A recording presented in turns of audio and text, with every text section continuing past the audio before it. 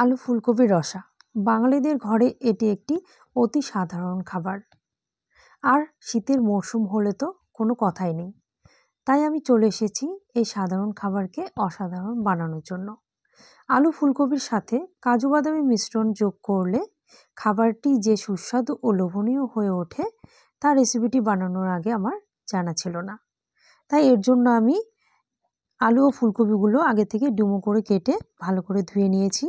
আর কড়াইয়ে পরিমাণ মতো জল গরম করে এর মধ্যে হাফ চামচ পরিমাণে লবণ মিশিয়ে নেব।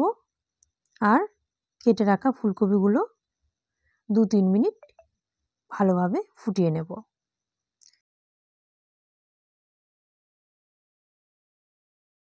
আর এর ফাঁকে আমি পেস্ট তৈরি করে নেব। এর জন্য 4টে নিয়েছি লাল কাঁচা লঙ্কা, কয়েকটা আদার টুকরো, 6-7টা নিয়েছি কাজু বাদাম আর একটা মাঝারি সাইজের টমেটো কুচি। এর মধ্যে অল্প পরিমাণে জল মিশিয়ে একটি সুন্দর পেস্ট আমি তৈরি করে নেব। আপনারা এটা শিলপাটাও বেটে নিতে পারেন। আমার পেস্ট রেডি হয়ে গেছে, দেখতে পাচ্ছেন কতটা স্মুথ হয়েছে। আর 3 মিনিট পর ফুলকপিগুলো আমার ভাপানো হয়ে গেছে। এখন অন্য পাত্রে তুলে নিতে হবে, তুলে জলটা ফেলে দিতে হবে। এরপর ওই কড়াইয়ে পরিমাণ মতো তেল দিয়ে আলুগুলো ভেজে নিতে হবে। এর মধ্যে লবণ ও হলুদ দিয়ে আলুগুলো আমি ভেজে নেব। আলুগুলো হালকা লাল লাল করে ভাজা হয়ে গেলে এর মধ্যে ভাপিয়ে নেওয়া ফুলকপিগুলো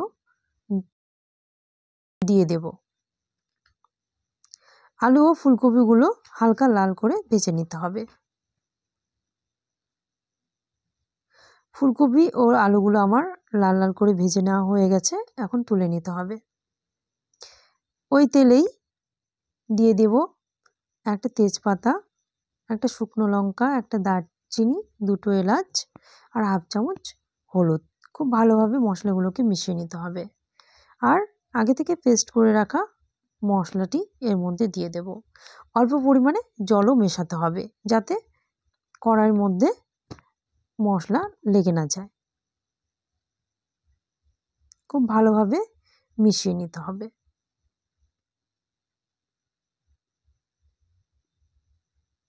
মশলা যত ভালোভাবে কষানো হবে এর স্বাদও ততই ভালো হবে।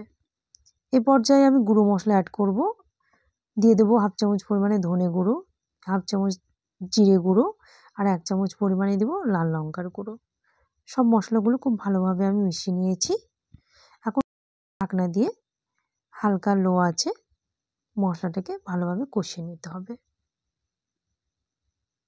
মশলা থেকে তেল ছেড়ে দিয়েছে। এ পর্যায়ে আমি 2 চামচ পরিমাণে টক দই দিয়ে দেব। এ পর্যায়ে গ্যাসের আঁচ লো ফ্লেমে রাখতে হবে, নইলে টক দই থেকে ছানা কেটে যাবে। এভাবে খুব ভালোভাবে মশলাটাকে আমি কষিয়ে নেব। মশলা কষানো হয়ে গেলে এর মধ্যে আলু ও ফুলকপিগুলো দিয়ে দেব। আলুর সঙ্গে ফুলকপিগুলো খুব ভালোভাবে আমি আবারও 2 থেকে 3 মিনিট কষিয়ে নেব। যত সময় নিয়ে আপনারা মশলাটাকে কষাবেন এই নিরামিষ আলু ফুলকপির স্বাদ ততটাই বেশি হবে।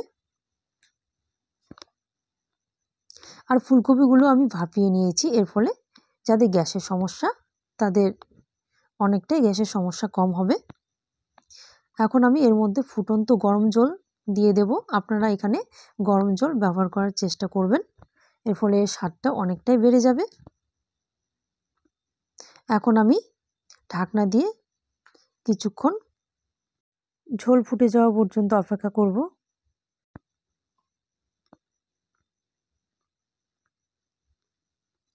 আমার ঝোল ফুটে গেছে। এখন আমি এর মধ্যে স্বাদ অনুযায়ী লবণ অ্যাড করব।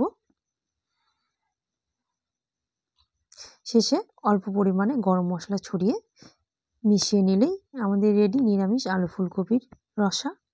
তো বন্ধুরা, আজকের এই রেসিপিটি আপনাদের কেমন লাগলো অবশ্যই জানাতে ভুলবেন না। ভালো লাগলে একটা লাইক, কমেন্ট এবং সাবস্ক্রাইব করে আমার পাশে থাকবেন। আজকের মতো এই পর্যন্তই, আবার আসবো নতুন ভিডিও নিয়ে। ততক্ষণ পর্যন্ত ভালো থাকবেন, সুস্থ থাকবেন। ধন্যবাদ।